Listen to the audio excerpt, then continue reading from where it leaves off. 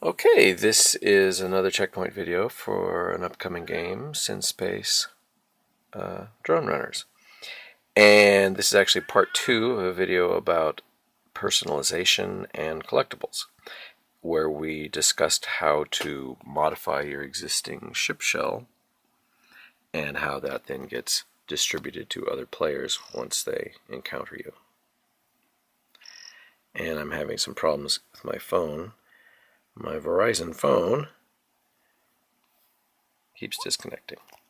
Anyway, so I won't go over the ship shells and basic stuff again, but this time the red player is going to re-enter the server as the red player, and on the ship configuration screen is going to choose to modify his face.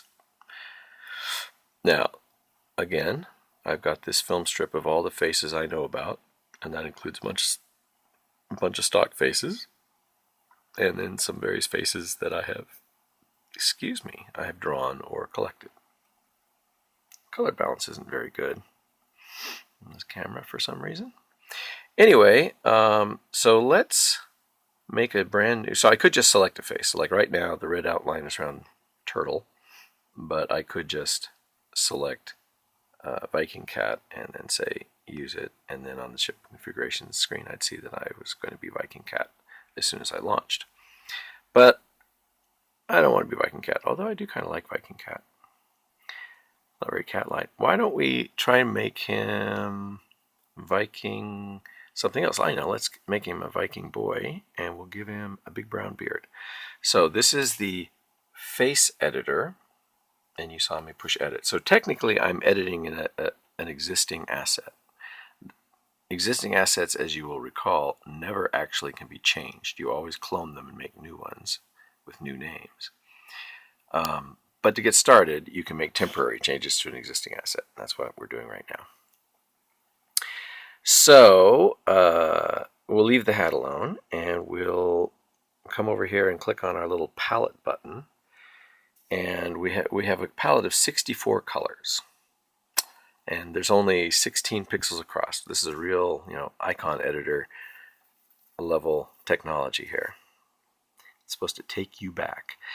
And then over here on the left, we have our current color stack. So we can use any of these colors, but we can only have this many colors sort of easy access. Once they're over here, we can just kind of tap on them and then use them.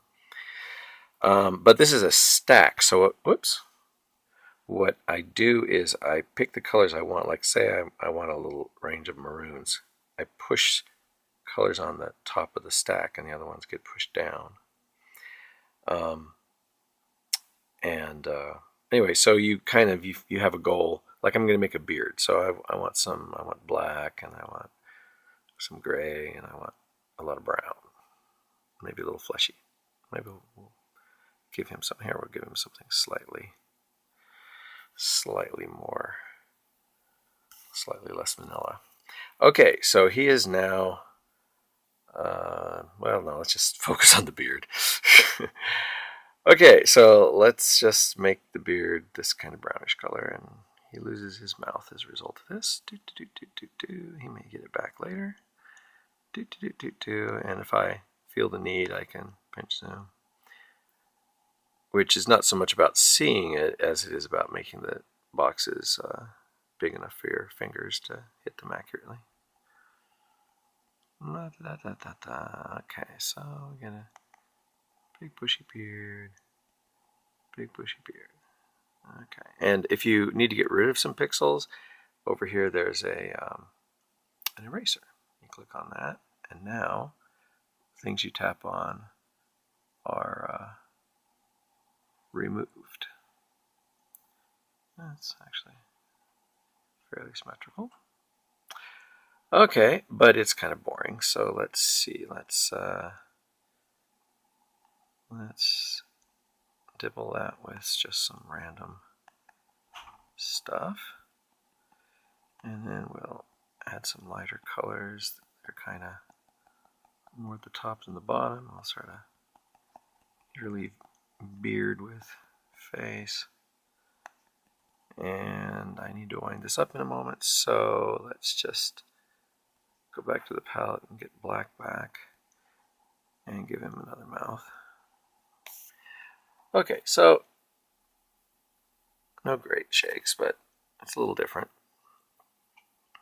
Now it's Viking Man. So now we want to make these changes permanent somewhere, so we have to push clone and save. And that brings up the screen that lets us give it a new name. We'll call it Viking Beard. Okay, and no one will really see the names of this sort of collectible outside their own collectible browser. Okay, so now I've got a new guy, and he's creation index 202. And let's, he's got the red outline, and let's use him. Book. And so now we see on our info panel, we see that he's our new face. So we will launch our drone. And then we'll come back to the blue player, and we'll launch his drone. And now the blue player, no, I'm sorry, that was a false alarm. He's still disconnected. Thank you, Verizon. Okay, come back in as the blue player. It's happened in the same place in the previous demo. And I open his info panel, and again, I already know it. So there it is. Brand new thing I just drew, magically known by a different device with no wires. Anyway, so that is a face collectible, and I'm not sure what the game rules are going to be. It doesn't quite feel right to let you just immediately use someone else's face as soon as you see it just because you like it. And yet that's exactly what I want to let people do, because I want to just, celebrate little acts of creativity and share these things. But there may need to be game mechanics. You may have to meet the person on a server and trade faces with them, or, acknowledge, become a buddy, or I don't know what. And the point would be you could see the face. It would be a collectible, but you wouldn't be able to select it as your own personal for use face until you had achieved this other license. Anyway, that's not in there right now, and I don't know that will be in there, but that's kind of the way I'm thinking about it. The end. Bye.